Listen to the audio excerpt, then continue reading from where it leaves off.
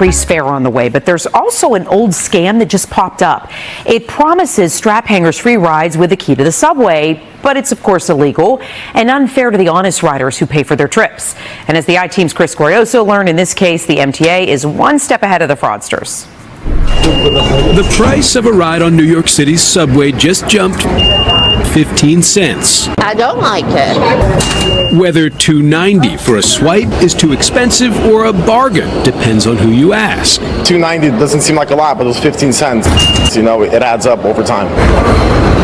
But everyone can agree this attempt at fare evasion is off the rails. An ad on Craigslist offering to sell an official MTA gate key, the seller writing just $100, and you never have to buy a Metro card. Fare hikes? No problem. Turnstiles? Who needs them?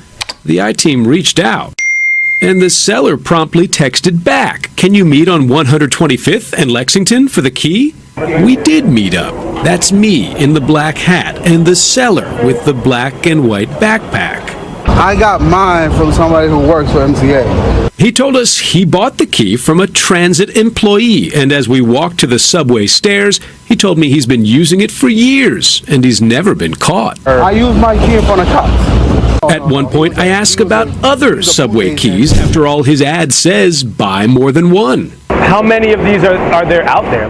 That question made the seller suspicious. Sounds like you're a reporter.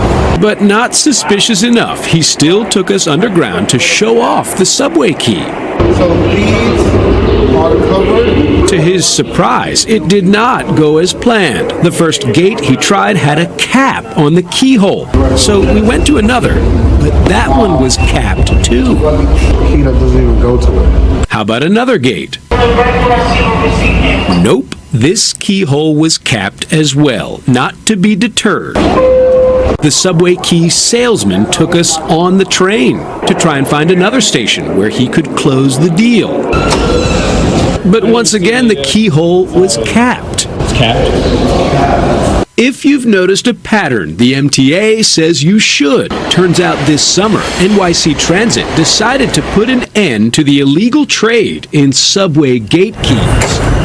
So what we've done over the last couple of months is change out every key in the system. Transit President Richard Davey despises fare evasion. This has been a passion of mine over my career in 20 years. A decade ago, as the former head of Boston's T, Davey famously busted a fare jumper himself. That's him caught on surveillance video lecturing the would-be cheater. Now in New York. This used to be a secondary lock.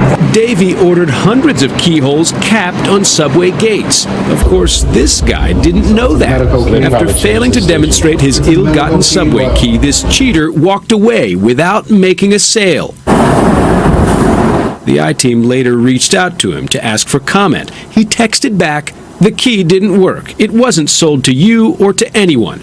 And I think the MTA is doing a magnificent job at stopping fare evasion. The scams are as old as the subway itself, and so getting ahead of that through these interventions is what we're up to. The MTA says since the pandemic, fare evasion in the subways has more than doubled. Turnstile jumpers costing the agency more than $600 million last year. Capping those keyholes, just one of several interventions aimed at turning that trend around. They include new technology at the turnstiles and also hiring private security guards in more than 30 stations. Chris Glorioso, News 4 New York.